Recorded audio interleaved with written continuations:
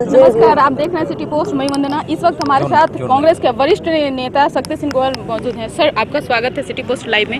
और आज मकर संक्रांति है। इस मौके पर आज सदाकत आश्रम में महागठबंधन के सभी जो नेता हैं वो मौजूद हो रहे हैं। क्या कुछ कहना चाहते हैं इस मौके पर? देखिए, सबसे पहले तो आज मकर संक्रांति है। सभी बिहार वासियों को, देशवासियों को और आपकी चैनल और आपके दर्शक मित्रों को भी मैं बहुत दिल से मकर संक्रांति की शुभकामनाएं देता हूं।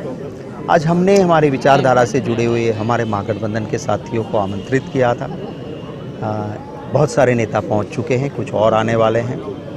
मैं उनका भी धन्यवाद करता हूं कि आज का दिन सबके लिए बिजी होता है, पर वक्त निकाल के सब यहां आ रहे हैं। मैं उनका भी धन्यवाद करता हूं। लालू यादव को कितना मिस कर रहे हैं सर? क्योंकि वो महागठबंधन के बहुत बड़े एक चेहरे हैं और अभी वो रांची रिम्स में है, तो क्या उनको कितना मिस आप लोग कर रहे हैं? सिर्फ मैं नहीं, पूरा बिहार उनको मिस करता है। लालू जी सिर्फ पॉलिटिकल लीडर नहीं, वो जन नेता है। और आज भी लालू जी के लिए लोगों के दिल में वही प्यार है।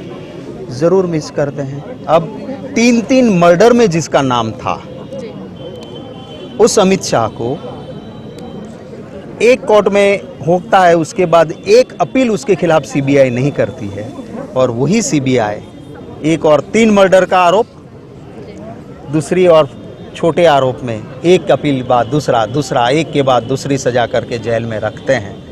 ये मिसयूज ऑफ पावर है। ये बिहार की जनता है। चुनाव आएगा, हिसाब मांगेंगे। क्या लगता है कि महागठबंधन में अन्य ऐसी पार्टियां हैं जो कि तेजस्वी यादव को नेता नहीं मान रहे हैं? आपका अनुभव क्या बताता है? देखिए, कोई बात ऐसी नहीं करेगा, क्योंकि सभी पार्टी का अपना अपना होता है, पर नेता तो है ही। तेजस्वी जी जरूर नेता है, कुशवाहा जी नेता है, मांझी जी नेता है, मुकेश सहनी नेता है, मदन मोहन झा जी नेता है। ये सारे नेता है और हम मानते हैं, एक दूसरे का मान सम्मान करते हैं। ये लड़ाई किसी शख्स की नहीं है, कुर्सी की नहीं है।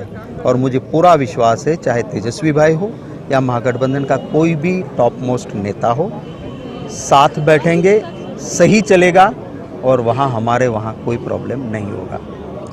अभी 2020 का विधानसभा चुनाव है और कांग्रेस पार्टी अपनी तरफ से क्या कुछ राजनीतिक बना रही है? क्या कुछ ऐसे कैसे चुनाव को लड़ेगी कांग्रेस? देखिए, हम पूरी मेहनत करेंगे। जहां हम लड़ेंगे हमारे काम आएगी, जहां हमारे साथी लड़ते होंगे वहां उनको काम आएगा। पूरी तरह से पूरे बिहार में, और आपने देखा होगा कि कांग्रेस के कार्यकर्ताओं में इस बार एक जुनून है कि बदलाव बिहार की जनता भी चाहती है। कानून और व्यवस्था ध्वंस हो गया है, लॉ एंड ऑर्डर है नहीं, दिन दहाड़े मर्डर्स होते हैं। आम आदमी परेशान है, रोड पे है। किसान को अपनी जो दाम मिलना चाहिए उसका दाम मिल नहीं रहा है। महंगाई की मार इतनी है कि देश में किसी के भी घर जाके पूछो, आमदनी कम, महंगाई ज़्यादा। आमदनी भाजपा के अलावा किसी की इन दिनों नहीं बढ़ती है। भाजपा की पार्टी की आमदनी बहुत बड़ी है, 100 टाइम्स 200 टाइम्स। हर 3 महीने का क्वार्टर आप उठा के देख लो।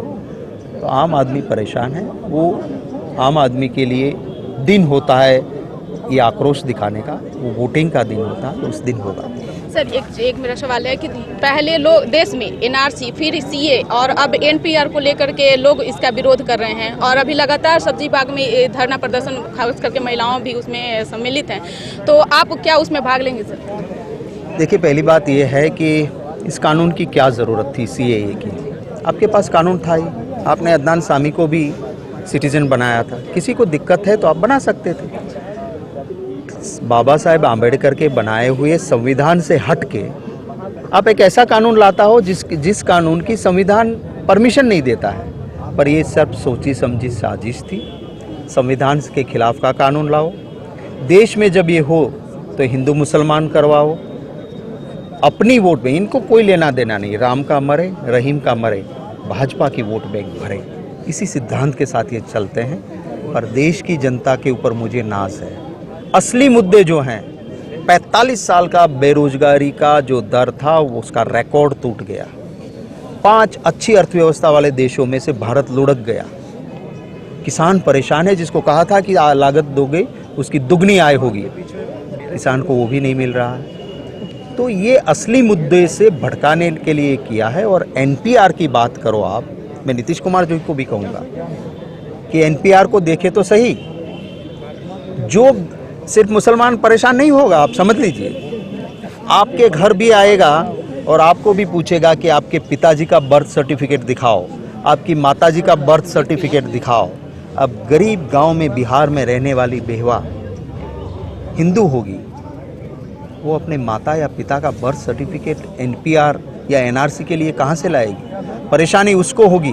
ये सिर्फ मुसलमान को नहीं, पूरे हिंदुस्तान को परेशान करेगा कानून। और असम में इसका परिचय देख लिया आपने, 19 लाख लोग वंचित रह गए, सड़कों पे आए, उसमें ज़्यादातर हिंदू थे। फौज में लड़ने वाला सिपाही, उसको भी कहा कि तुम्हारे माँ बाप का बर्थ सर्टिफिकेट नहीं है तो तुम सिटीज़न नहीं हो। तो एक भ्रष्टाचार को बढ़ोतरी देने वाला कानून पूरे हिंदुस्तान को बर्बाद करने वाला ला रहे हैं, जिसका हम एक जिम्मेवार अपोजिशन के नाते विरोध कर रहे हैं। एक मेरा आखिरी सवाल है सर, आखिरी सवाल है। नीतीश कुमार का आपने जिक्र किया, एक जेडीयू के राष्ट्रीय उपाध्यक्ष प्रशांत किशोर हैं जो खुल करके एनपीआर का विरोध कर रहे हैं। आखिर क्या ऐसा कारण है जो नीतीश कुमार इसका खुल के विरोध नहीं कर रहे हैं? देखिए, कहना तो मुश्किल है, पर मोदी शाह गुजरात से आते हैं, मैं भी गुजरात से आता हूँ। मैं इन दोनों को बड़े करीबी से जानता हूँ। वो कहीं ना कहीं तरह से आपकी कमज़ोर नस को पकड़ लेते हैं, उसको दबाते हैं। वरना जिस सेक्युलर वोटों से नीतीश कुमार जी मुख्यमंत्री बने, जो उनका बेस सपोर्ट रहा, उनके खिलाफ आप राज्यसभा में क्यों समर्थन किए? और अब बहस का क्या मतलब है? आपको खुल के आना चाहिए। नहीं आओगे, जनता और खुल के आएगी, भुगतना आपको पड़ेगा। ये थे वरिष्ठ नेता कांग्रेस का शक्ति सिंह गोयल, जिनका साफ तौर पे कहना था कि आने वाले 2020 के विधानसभा चुनाव में कांग्रेस मजबूती के साथ चुनाव लड़ेगी। और महागठबंधन के नेता तेजस्वी यादव पे लोग हमेशा से जो सवाल जवाब करते आ रहे थे कि तेजस्वी यादव महागठबंधन के नेता नहीं है, तो शक्ति सिंह गोयल ने साफ तौर से कहा है कि महागठबंधन के नेता तेजस्वी यादव हैं, लेकिन महागठबंधन में कई ऐसे और भी बड़े चेहरे हैं जो कि अभी तय निश्चित नहीं किया गया है, अभी बैठक नहीं हुई है और सभी का राय इसमें नहीं लिया गया है कि आखिर महागठबंधन के नेता कौन होंगे। तो जैसे ही अगर कोई ऐसी खबरें आती हैं तो हम आप तक जरूर पहुंचाएंगे। अब और हमारा सिटी पोस्ट लाइव चैनल जो है वो सब्सक्राइब कर लीजिए, बेल आइकन जरूर दबा दीजिए। आपका सहयोग समर्थन हम लोग को लगातार दे रहे हैं, सिटी पोस्ट को दे रहे हैं, इसलिए बहुत धन्यवाद। नमस्कार।